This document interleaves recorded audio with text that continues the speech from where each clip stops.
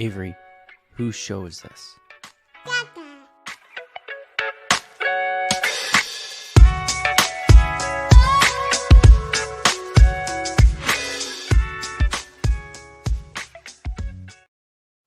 And we're live. Welcome, everybody, here to the Lakers Lounge Podcast. I'm Anthony Irwin, Senior Lakers Insider for Clutch Points, joined on this stormy-ass evening here in Texas. There's a setting here on StreamYard that makes it so you can turn off or reduce background noise. And I think the storm is still going to fight its way through there. We are in the middle of a flood warning. We'll see how this goes. If I start drifting away, it won't be because the conversation is boring me. It'll be because my house will literally come off of its foundation, and I will start sliding off into the Austin night. I'm joined though on this blustery night by Raj, who right before we went live said he's warming up to run one of the saddest victory laps that has ever existed. Right. We'll talk about what that one might be. The Lakers lost to the Detroit Pistons, the final there in Detroit, 115-103. This loss essentially means that one of the wins that the Lakers had when they started the season 3-0 just doesn't matter anymore, which is the point of winning those games. But you trimming into your margin for error with a loss like this one.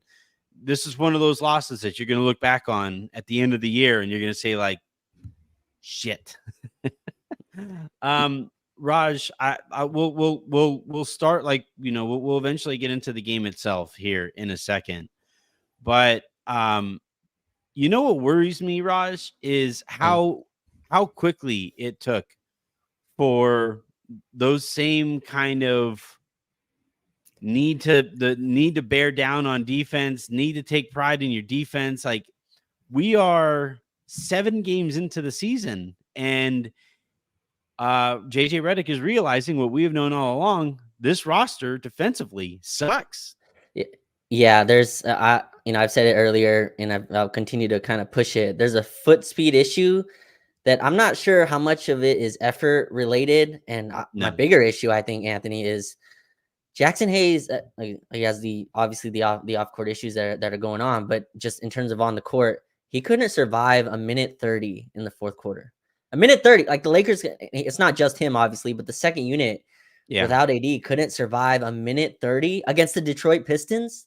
So AD had to come in, and he was obviously shaken up at the end. He had I forget what he finished with. I think almost 39 or 37 points. That's a lot of miles to put on AD this early. And yeah, there's just a core skeletal issue with the roster where Rui Hachimura just can't play in this type of game. There's just no one for him to guard. They're way too quick on the perimeter for him. They're making this a transition game. And my biggest take though from this, Anthony, and this is one that I think most people would disagree with. What's fair and what's not fair is kind of, it's up to the person's judgment. But this is the type of game you kind of have to win with LeBron giving you 60 to 67 to 70% effort, right? This is just type of game you have to win with him not putting his foot on the pedal. And they couldn't score without, and obviously his shot selection I thought was very questionable, especially in the fourth quarter. A lot of jump shots where I didn't think he had it very much settled for jumpers. But you have to win this type of game with him not, being at full capacity effort wise. The Lakers couldn't do that. This is a tough one. This is, an awful, just disgusting loss in the Western Conference, where after this game, you go to Memphis after this and you go home, you play Philly with a Paul George that's returning. This was your easy part of the schedule. This is where you're supposed to stack up wins. And, super, super disappointing loss tonight. Yeah, it's Raj, let's look at the bench, okay? Obviously, Bronny, Maxwell Lewis, they don't get into the game. So there's think they're with the team. Bronny's the only one with the team. I believe the rest of the younger guys are with South Bay in training camp. Yeah, South Bay's training camp. Bronny, get to South Bay. But my point here is that you look at the end of this roster. I have a tweet that for like is doing numbers, and it's because everybody is looking at this roster and it's like, good God, Lonnie Walker is better than the third of the guys that have jobs in the NBA for the Yeah. Los Angeles Lakers, and it's probably more than a third, right? You look at the guys who came off of the bench tonight. Max Christie only plays 4 minutes. Gabe Vincent plays 18 minutes. Max Christie somehow shot 2 times more than Gabe Vincent. Yeah. Cam Reddish got 14 minutes in it. He was a plus 10 in a game that the Lakers got blown out. And do you want to are you warm? Like, do you want to take this world saddest victory lap here? I've stretched before, so I'm ready to take this lap. It's not one that I'm excited to win and Or run. I've Like, or you run. look at Yeah, this victory lap with it. I look at running all laps. right. Yeah, this is not a lap. This is not a lap I wanted to run. It's just the one that I predicted running. And people gave me a lot of pushback. Like, are you crazy? Fire Darvin Ham just because he played Cam Reddish? That's part of and I'm sure that was part of the reasoning. The Lakers paid Max. They not only paid Max, they expected Max to be a rotation guy. They built a they didn't build around Max. They built a roster that was kind of important Featuring him. featuring him to be good. Yeah. But I just looked at this team, Anthony, and Vando's injury definitely played a part. And Vando clapping on the bench just like hurts my soul a little bit every time they pan over to him and it's just Vando clapping. But I thought that Cam Reddish would get a chance because you just look at this roster and it's like, where's the foot speed? Where's the athleticism? Where's the rebounding at positions that aren't the 4 and 5? Like, where are you getting that stuff? And again, you look down on the bench, you're like, man, Cam Reddish is kind of long. He's an athlete. He had a good defensive, a couple of months last season. I do think there's a very talented defender in there when he wants to be. I thought he gave him some toughness tonight. I like the technical foul, Anthony. I don't know what you thought, but I just liked a little bit of competitiveness that came out of him. That has to be kind of channeled in the correct direction. But yeah, I expected Cam Reddish to play on this team, and I think a lot of people, thought that was crazy. They thought he should have been cut, which he probably should have. That if he doesn't have a player option, he's not on this team. Well, the hope was that they wouldn't need to play him, right? Like, Sure. the hope was like that. I don't think it's like nobody, yourself included, wanted to see Cam Reddish play on this team this year. Of course not. But I thought he would. Yet, like, he has to, because, like you said, they're at a severe athleticism disadvantage night in, night out. Tonight was just staggering. Cade Cunningham isn't exactly like an otherworldly athlete. Jaden Ivey is.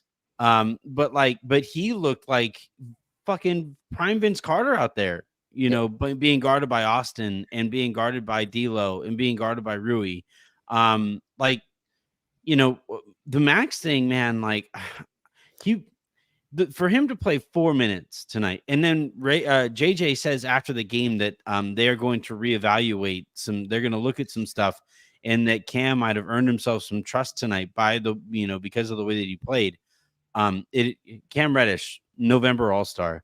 But we need, yeah. Like the point that I keep coming back to, and again, I tweeted this before we went live, but if you are going through multiple coaches and they feel the need to keep on playing Cam Reddish because of the athleticism deficiency, and you haven't addressed that athleticism deficiency, then if anything, Raj, they're less athletic now, because Torian was at least like an NBA athlete out there last year. Again, I'm comparing him to Max. Okay, who would you rather have on this team right now, Torian Prince or Max Christie? Let alone Torian Prince at the minimum and Max Christie making $8 million a year for the next 4. Right. When people push back against, and again, this is a victory lap I don't necessarily want to run either, but this roster is again objectively worse than the one from the last time we saw it at the end of the season last year, and now they need Reddish even more than last year's team needed him. So when I looked at this roster to start, Anthony, I didn't see any route where we're a top team and Max isn't good. There's just no route to where that's 100%. The case.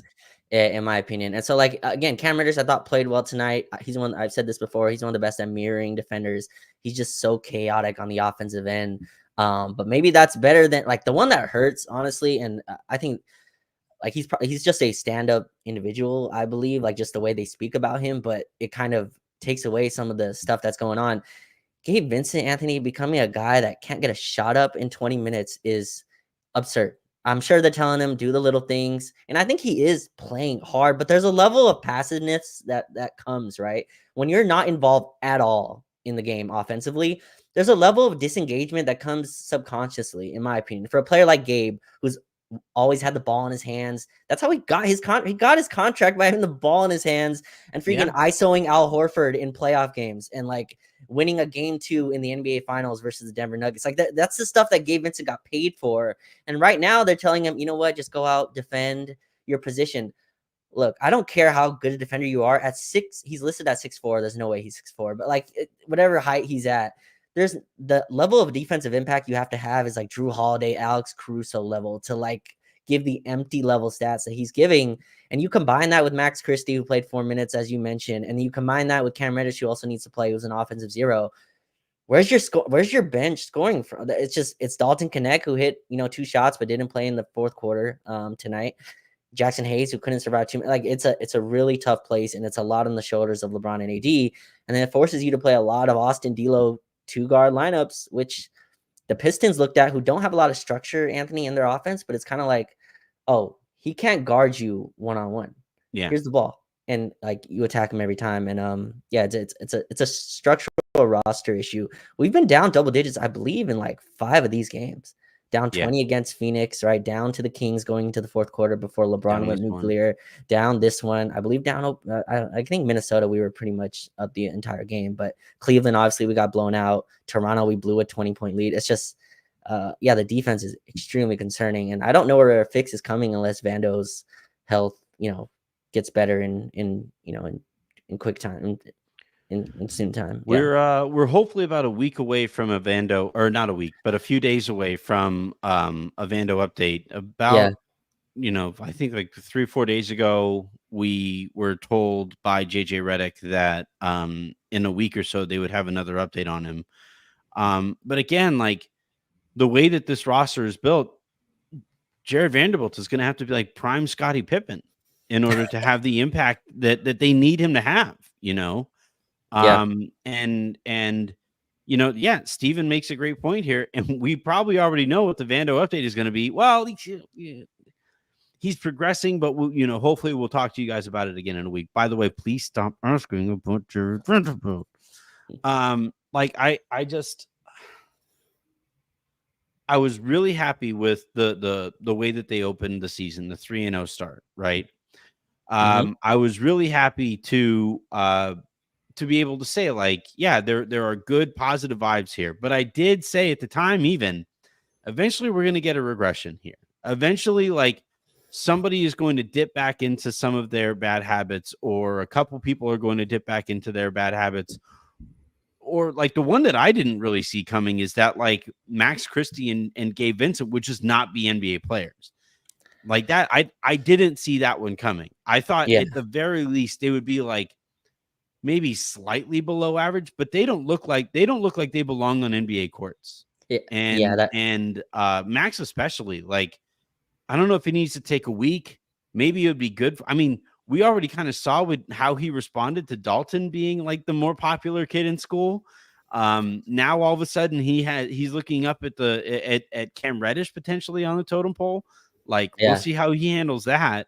And then like the Gabe Vincent thing.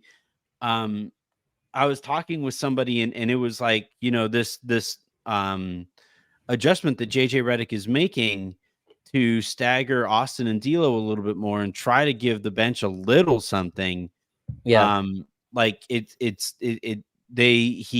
addressed a flaw with the strength, and now he's just created another flaw. But all of that is created by the fact that Gabe Vincent is out there just, getting some cardio in. He's out. It's just, and I always kind of roll my eyes when I hear coaches say, I wish I could have 10 player X's, Right. right? Because Yeah. it's like that means that they can't find anything specific to say about Mhm. that player, what that guy is actually doing well. Yeah. It's such coach speak, right? And like we've all played for a coach who had a coach's pet who, like, when you looked at it, you're like, okay, but coach, like, what is he actually doing for us, right? Like Yeah. I was an assistant before I got my own program. I headed up a JV team, and then I was an assistant on a varsity team, and I was really really young, so like I didn't really understand the decorum.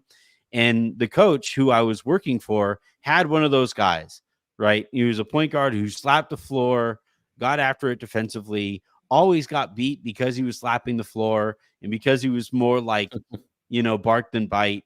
And Yeah. they had this other guy who was a more talented player who I was just like, hey, yeah, but like eventually you do need to just play the better player here. Yeah. Unfortunately for the Lakers, though, they don't have a better player.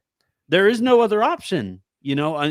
I do. We'll talk about Knecht's minutes here in a second, but like the reason that the staggering thing isn't working is because ideally you would have at the very least Gabe in there working alongside Austin and handling some of those on-ball responsibilities, and it just hasn't worked. He's just a nothing out there. I think one of the reasons it's also not working, Anthony, we don't have one good non-AD lineup. Yeah, It does not exist. That second unit gets blasted defensively, and I don't care how much you're trying to score. And even with the offense that's out there, it's LeBron, D'Lo, Gabe, like Dalton, Hayes. Like it's a mixture of like three small guards around LeBron and like Rui, right, or whoever they're trying to put out there. And that's a real concern. Jackson Hayes has done, I think, the most you could probably ask of like a minimum center at that spot. But he could not keep Isaiah Stewart off. He could not keep Jalen Duren off. And again, this is the Detroit Pistons. Anthony, another real big concern. LeBron played 40 minutes tonight against the yeah. Detroit Pistons. Like again, these were I don't think AD played 39 yeah, that's a lot of minutes against and they again, lost.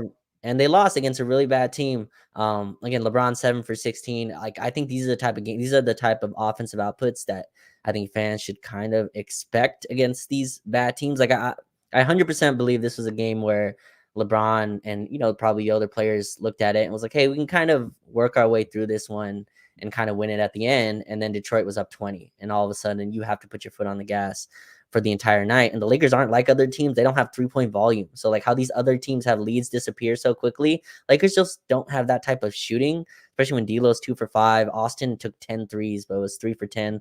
By the way, that's a lot of threes for Austin. 10 out of 17 shots going from downtown.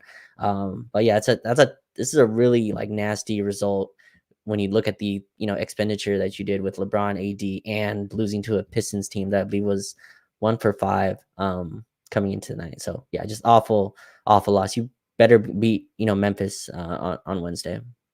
Well, at the very least, you got positive quotes from Anthony Davis, who apparently has been dealing with an ankle thing since the summer and played 39 minutes in a loss to the Detroit Pistons. Let's talk about Knecht, because this is again to kind of go back to the pained example that highlights my brief and glorious coaching resume. But Knecht is like, he goes out there tonight, and in 9 minutes he gets let's see, where is he? He gets 2 shots up, makes both of them, 1 of 1 from 3, but doesn't log another stat. He had 1 foul. And like if the Lakers had an athlete in their starting 5 on the perimeter, you could get away with that, like. But the problem with like Knecht, I think that the Lakers are still kind of running into, and the reason that they're probably going to lean on Cam here is because if you basically like, you go from Austin and D'Lo, who teams can just kind of like, all right, which one do we want to pick on tonight? We're going Austin. Okay, we'll go with Austin. And then it's like another night, it's like, oh, we're going D'Lo tonight. All right, we'll pick on D'Lo tonight.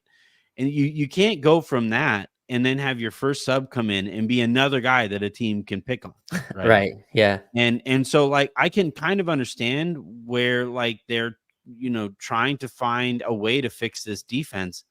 But it's also like he at least gives you something offensively. Like, okay, teams aren't outright picking on Gabe Vincent, but they are on the other end because teams just aren't guarding him. He can't get a shot off. And like, okay, teams aren't really picking on Max Christie, but he's not doing anything on the other end. At least Dalton is good on one end of the court. At least he wants to shoot. We keep on talking about the offense. The Lakers scored 103 points tonight against a bad Detroit team. So like, I don't know. Like, it doesn't make much sense to me to hold this guy up as like your one win of the offseason. And then now, like 7 games in, he can't get double-digit minutes. It's crazy to me. Yeah, I think a bigger issue though, also, Anthony, like in part of that obviously is the offense, but you gave up 67 points at halftime to this Detroit team. Yeah. Like that's way too much. So I'm sure JJ's looking at it like, we got to get stops. And the Lakers started scoring in the third, but they just couldn't stop anybody. And again, this is the conundrum they're in, right? Like all these players are kind of one-way players. Is what you kind of get at these like minimum, right? Like getting a two-way guy is going to cost you. It's going to cost you assets. It's going to cost you money. It's going to cost you the mid-level or whatever. Like it's going to cost you real assets to kind of get that type of guy. Dalton, I think, was drafted, to be an offensive contributor. But if you have Dalton and Austin and D'Lo, it's kind of like those two guards have to play 30 plus minutes a night. D'Lo played 33. Austin played, 37. And usually like teams, this is part of the scouting report too, Anthony. I think people look at this on TV and are like, man, they're really picking on Austin. It's kind of like, well, whose legs do you want to fry? Right. It's like they want to fry Austin's legs. They're not letting D'Lo chill because he's the better defender. That's not why that's going on. They want to fry Austin's legs. And so, I think that's part of it too. And these high minutes for these guards who just get relentlessly attacked in Detroit. That was their game plan. And that's going to continue to be the game plan. Every team is going to do this. And at least with AD out there, you can kind of scheme against that. When it's Jackson Hayes, that's much different. And the Lakers are in a tough spot. Maybe, the guy I'm not really a huge fan of, but I think the Lakers do need some size. We'll see if Christian Wood can maybe return and help at all. And obviously the Vando injury looms large, but this is something they're going to have to like Jaw's going to come out and do the same thing on Wednesday. Like, this is just what the scouting report will be. And there's no real, maybe Anthony, the fix is just LeBron has to average his 28, 8 and 8 a night. Like that's just what it is. He doesn't seem to like want to throw that pitch right now. He doesn't want to rear back and throw his 98 mile an hour fastball right now. He's 100% right. He's 100% correct not to throw it right now. But then you're gonna suffer some losses. Like that's how this team was built. I think it's still built around LeBron and AD's greatness to touch the paint. And LeBron's like, I'm not driving into 4 dudes right now. You don't want to you guys don't want to run anything. I'm taking a jab step jumper every time. Yeah, I don't care. And we'll lose. But if that's how you guys want to play, and I'm not saying he's directly telling his teammates this, but this is what I think how he's doing the math. Like, am I driving against Isaiah Stewart 50 times tonight to get a win on the road in Detroit in November? No, I'm not doing that. So I think that's LeBron's thinking right now. Yeah, it's nights like tonight really annoy me, Raj, because like I didn't want to arrive here already where I'm like, fuck. Like I didn't want to like on game 7 be looking at the roster and be like, all right, well, can you just make it to December? Can you just make it to January? Seems tough. If you have AD, like somebody already like great comment in here earlier today. Here it is. Stephen W. That's AD's 3rd injury of the week with his hip, his wrist, and now his ankle. It's game 7, Raj. And the alternative here is Jackson Hayes, who, by the way, might get suspended. Like, we might be looking at a situation here where Christian Coloco is the only 7-footer on the team who can play. He was out of the NBA for the last year and a half. Yeah. We had this conversation over the summer, or I believe it was or maybe in preseason, where it's like, those are you have insurance, and the Lakers like put their cheapest amount of money to their most important insurance, which is Anthony Davis. And so you look at this roster, and I just keep thinking how JJ looked at the fourth quarter. Again, we're playing the Detroit Pistons, Anthony. He starts the fourth. AD just played the whole third quarter. Okay. AD comes to the bench. AD is like gimping a little bit, but comes to the bench. Jackson Hayes plays a minute 40 and goes, JJ goes, enough. AD get back in there. A minute 40. You couldn't survive 2 minutes. That's a really tough. So again, like Jalen Duren's a nice center, but he shouldn't force you to put AD back in the game with 10.5 minutes left in the fourth. Like it's a really tough night. And I think that shows you, Anthony, how important the team thought this game was as well. Right? They went for this. Like the Pistons held on to like a double. I think it was at 9 for most of the fourth, which as a fan is the most annoying number to just sit at because it's like, is the game out of hand or do you have a chance? And it's just this teeter-totter. But I think the coaching staff and the team really wanted this one. But there's just not enough defense to hold off. Let's talk about Gabe. Like if anybody is going to force the Lakers' hand here and like, make some kind of desperation move in like as soon as Max could get moved, Vanderbilt could be moved, I guess technically right now. D'Lo could get moved right now. But if anybody is going to force the Lakers to do something right now, I think it's Gabe, because they envisioned this guy as like a 25-minute a night player. You had basically at some point, at any given point, one of, if not two of, Austin, D'Lo, and Gabe were supposed to be on the court. Like that's how this roster, I think, was kind of put together. And then I think you could go a step further and say that at any point in a game, two of Max, Gabe, Austin, and D'Lo should be on the court, right? But the problem is 2 of those 4 players don't appear to be playable NBA players right now. And again, we came into the season and we were like, there is 0 margin for error. And all of these boxes needed to be checked.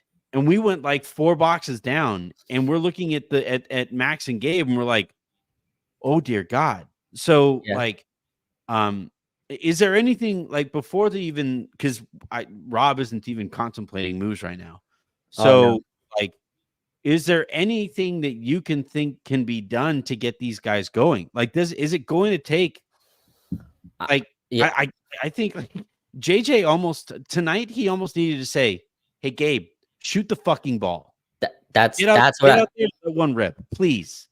I think that's what needs to happen. There needs to be a little bit more. I don't know about empowering is the right word, but there needs to be a conversation on what is expected, right? Because I believe what the conversation that's going on right now, and I think what's happening, Anthony, in Gabe Vincent's head is going, I'm doing my job. Like I'm running the offense. I'm playing hard defense. But you're not. He's not. You're not. If you weren't shooting a basketball. No. He thinks his job on this team, right? He looks around. He's like, Austin's taking 14 shots a game. D'Lo's taking 15 shots a game. LeBron gets his 18. Rui gets his. AD gets his. My job is to play good defense, is to rebound, is to be tough, just to fight over screens. But this bench production is a disaster. Like it just is. It's a disaster of offense. Gabe Vincent refusing to shoot. He has completely swung the whole other way on this pendulum, which I don't think was the thinking at all. He was supposed to be a 2-way guard. Like the conversation on Gabe was like, oh, he's a buck. He can, get to the basket. He can score. And then like he's frisky on defense. Like that was the conversation. It wasn't, this is a lockdown defender who, can't shoot and doesn't shoot. And doesn't go to the rim. Like I understand the shooting, and I think you've made this point a lot, Anthony, that like the shooting was always a little bit of a facade because it was fairly much heavy relied on to his playoff performances.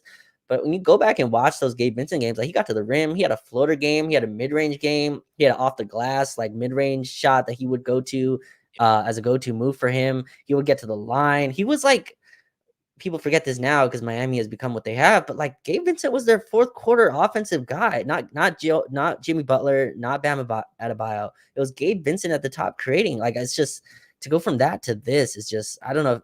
And his quotes were like, he's 100% healthy. I believe that's an actual quote from Gabe Vincent. I have to go back and read, but I'm pretty sure he said something alluding To to that that. It's effect. just to that. It's just rough, and obviously Max not being good is a really terrible outcome for this season. And I'm still like, it's still early for Max. It's just as the losses pile up, the margins get tighter, as you said, and it's really tough to like squeeze him into developmental minutes versus like we need you to produce, which is right now is we need you to produce. And that's a really tough place for a guy who's like supposed to be already good at all the stuff that the Lakers are expecting.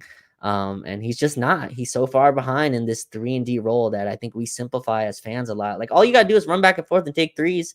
But like obviously there's more to that, and he's obviously all the nuances of that. I think he's really far behind on. And it's a disaster of a bench.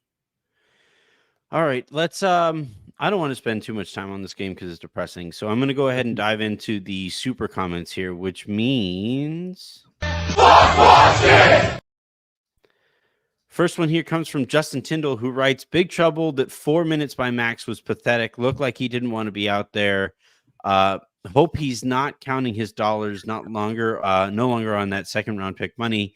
Gabe's 17 minutes, donuts, but 1 steal." The one that I there is no like silver lining here to the Max situation. Like this just keeps getting worse and worse and worse and worse. I'll ask you the same thing that I asked about Gabe. You know, is there anything, Raj, that you think can be done to get Max going? I think the way, and like this, I've told you this before too. You got to earn these type of minutes, but I think Max needs to play with better players, right? Like he's just not good enough right now to be in units where he's the fully relied on player to guard, you know, the other team's best player. Like he needs to be in some lineups that give him some confidence, get him some dunks, right? D'Lo had the play in Toronto where he got him a backdoor cut, and that I thought that got him going, got him energized. I don't think he's counting his dollars, as Justin says, but like I do see a player that's very much in his head and kind of misunderstanding maybe of why he's playing the way he is. He probably came in very confident, right? This is a guy, you listen to him talk. He's like, I'm ready to go. I'm ready for my opportunity. You know, like I wish I played last year, all that type of stuff. He probably needs to be playing in some, and he's the first sub off the bench. So maybe like that's already happening a little bit, but he needs to see some shots go down. 2 shots in 4 minutes, and I thought both of them were kind of rushed. That's where it is. But there's no one coming to save Max Christie. Like Max Christie needs to be better. There's no like, you know, there's nothing that can, I think there's no outside force that like needs to come save Max. He just needs to be better. Yeah, I think, you know, we talked previously about like really narrowing down his role and really hammering down like so that he completely, I don't think he has any idea where his shots should be coming from or what his shot diet should be, you know. And you know, for a young player like that who is now like this is the very first time in his career he has with his life he has Lakers expectations on him, that he walked into a season with Lakers expectations. And look, man, like this isn't for everybody, you know. And yeah, I'm sure he looks at his mentions every night and probably not great. I'm sure, you know, he probably talks to his brother who's like, yeah, I'm living the way that you were living the last couple of years is great. Nobody cares that I exist. Right. Yeah. And you go from being kind of this, you know, this unused, you know, magic trick last year to we brought out the magic trick and nobody was impressed. It's like, shit, what do we do? I saw the card. What are you doing like that? Right. Like we brought out the magic trick. You know, the kid figured out that the quarter was in their hand the whole time, you know. You know, it's like funny, Anthony. The magic trick right now is Jared Vanderbilt, because that dude is absolutely. We're about to see. That is like a huge magic trick that is sitting there, and you hope, you know, it pulls out well. Yeah, it's been a rough start for Max. All right, the next one here again comes from Justin Tyndall, who writes, Gabe is a finalist for worst ever free agent signing. 6 from 44 from 3 in his Lakers career for what he was brought in for. Worst bench in the NBA. Good job, Rob. Yeah, it's looking bad, man. Like, you know, last year at least the explanation was, well, he's just not healthy. He's just not healthy. He's just not. Now it's like oh God, maybe this guy sucks. So and he has another year beyond this one too. So Right. the idea that they can just like flip him for something now, nobody's gonna want Gabe Vincent. He's a negative asset. Like you'd have to attach something to get off of Gabe Vincent this year. Maybe someone or you or someone can ask, like, is he healthy? Like give me some consolation to this, like where maybe he's still, Yeah. in some type of recovery. I haven't seen it asked at all, so maybe it's just assumed that he's 100% healthy now. But he's not a 6 for 44 from three shooter. Like like that just can't be what he is I anymore. think his career, he was like a 30-something% 3-point shooter. Right, which was Low 30s too. right, with, like, games mixed in of 4 threes and, like, 0 threes, which is the experience I was expecting to have with Gabe Vincent. Guy who can get hot off the bench, and if he's not hot, he can give you some defense at the end if D'Lo's not contributing. Like, that was the thinking. A guy who is an absolute zero, who is a 6'0" Ben Simmons, like, that's just not, what I, expected from Gabe when we signed him. He's a 30-something% 3-point shooter, and he's shooting half of that as a Laker. He's a 14% 3-point shooter so far. And now he's not even shooting them. Like now No. he just, now he's just like, yeah, pass. I'm good. Yeah. You got this. Worst signing ever. Mozgov exists. Luol Deng exists. But when you consider the Lakers had Dennis Schroeder, could have given him roughly the same amount of money, and he would at least be competitive out there, and productive. That one kind of hurts to look back on. I understood what they were thinking, like theoretically with Gabe, that like he has a quicker release. Teams might be more worried about him shooting than they were with like Dennis Schroeder's like catapult style and shooting. Running it back fully, even though you were just in the Western Conference Finals, maybe you wanted to see if you can make an upgrade. I kind of understood it. But I did say at the time, like, hey, just so you know, the numbers indicate that he was just on a Cinderella run, in that Miami Heat playoff run. And, so far it would indicate that, the Lakers, and by the way, I said this the other night.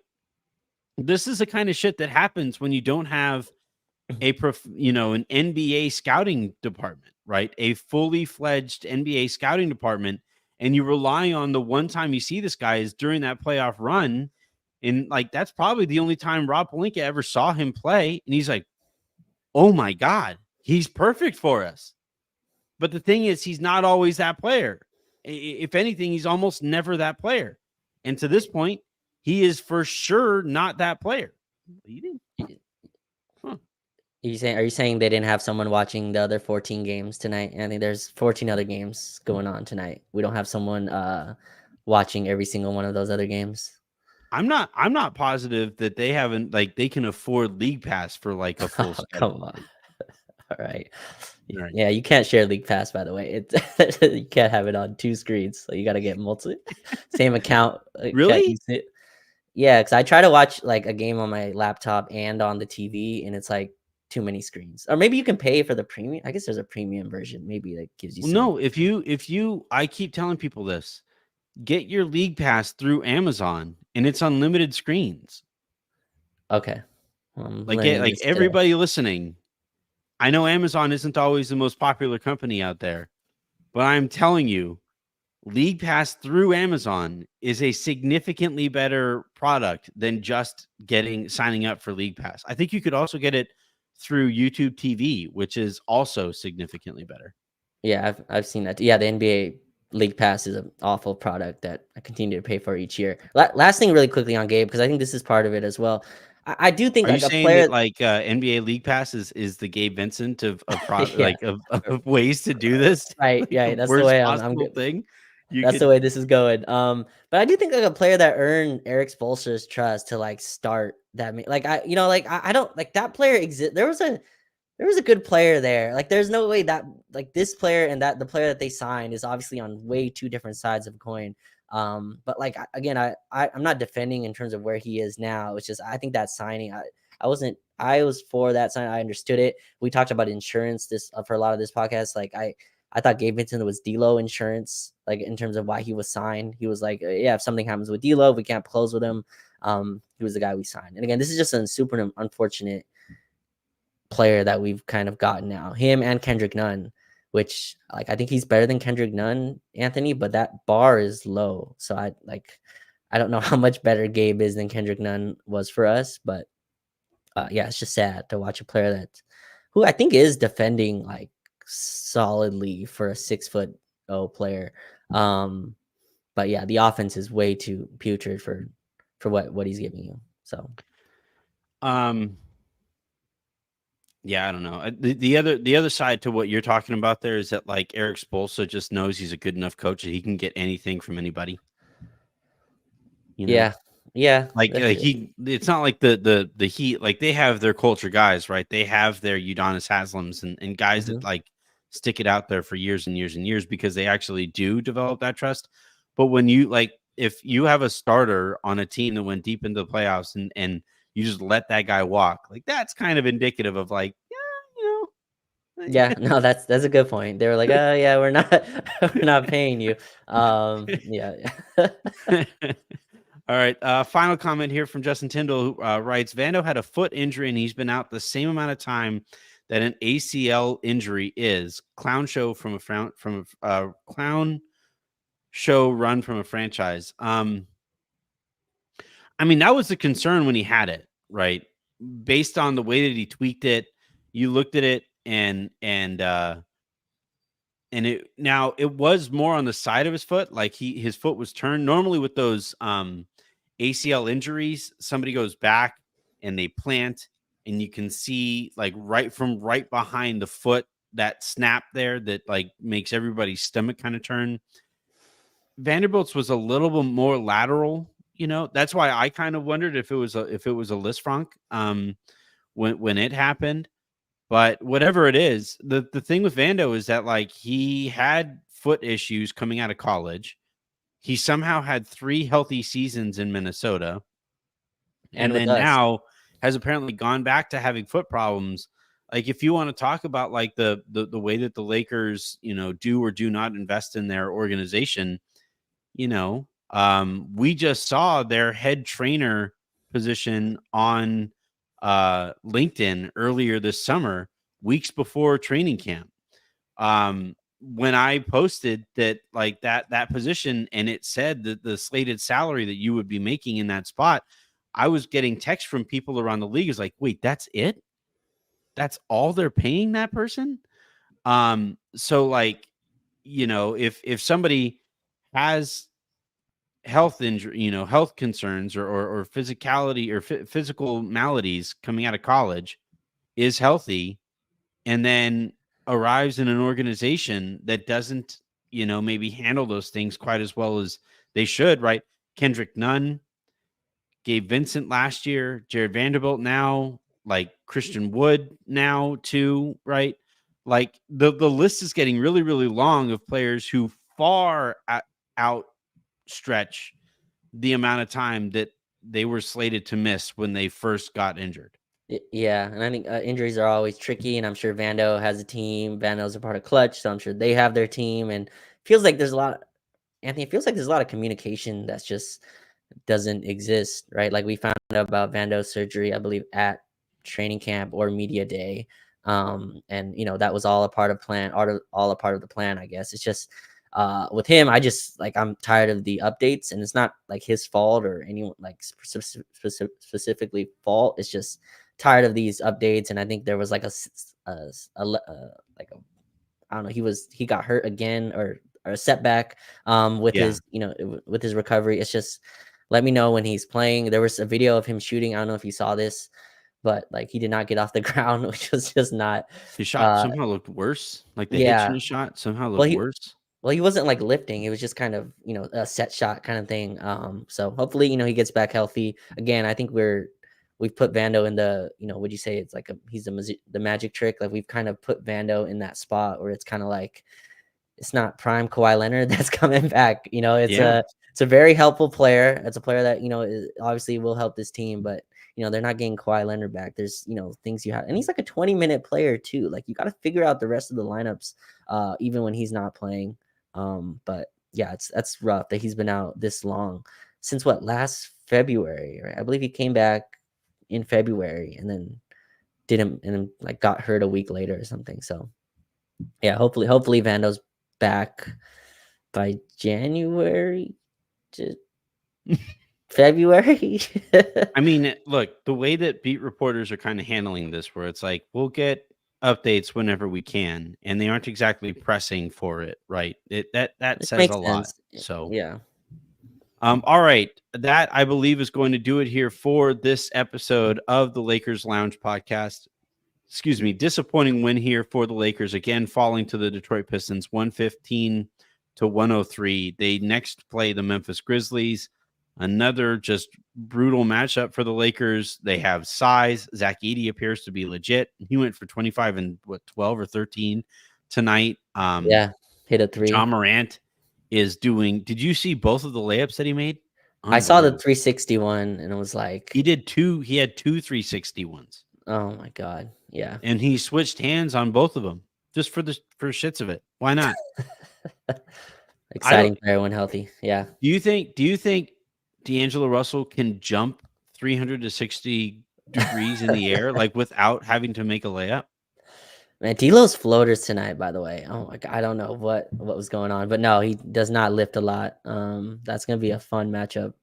Again, Vando was the guy we put on Ja in the playoffs, by the way. So I'm not sure who guards him on Wednesday. You got this, Raj. Good luck, buddy. Hey, if they fly me out to Memphis, I'll do my best. All right, that is going to do it here for this episode, though, of the Lakers Lounge podcast. Thank you very much, everybody, for tuning in. A reminder, please do hit that subscribe button, hit that like button, and shouts to everybody for those super comments. That is still insane to me that is something that people regularly do. So thank you for all of you for that kind of support. Tomorrow I will be back here to kind of continue to discuss this game and this roster and what might be. I have a piece dropping, I believe, in the morning for Clutch Points about this, move to potentially stagger Austin and D'Lo and what needs to be done to facilitate it, if it can be done. So we will go ahead and continue on that path as well. And until tomorrow and until the next time you guys hear from us, I'm Anthony Irwin. That was Raj Chapalu. This has been the Lakers Lounge. Have a great rest of your day. Make somebody else's. And you know what? Just really quickly, tomorrow is voting day. I'm not getting political. Go out and vote. That's our privilege. It's our right to have our voice heard. What I will say, though, is it is going to be really, really stressful no matter what side that you sit on here. And I think one thing that politics has done to us as a country is they have absolutely zeroed in on dividing us and making our lives as stressful as possible, where you have the 24/7 news cycle, you have social media posts and all those algorithms that post the most stressful stuff to you. If you can, tomorrow and the next day, log off as often as you can, go for a walk, just try to tune out as much as you can, because after you vote, you just don't have any impact on this. And it will have an impact on you. I'm not gonna lie to you, but I would just say, I used to be very, very political, very, very vocal in my politics. Choosing to step away from that stuff was one of the healthiest decisions that I ever made. And tomorrow I'm going to cast my vote. I'm going to open a nice bottle of wine, and I'm going to have as much fun with my family as I can. Going to check in because I can't help myself. But the biggest thing is prioritize you. Value yourself and your time. And we will talk to you guys tomorrow. Have a good one, everybody.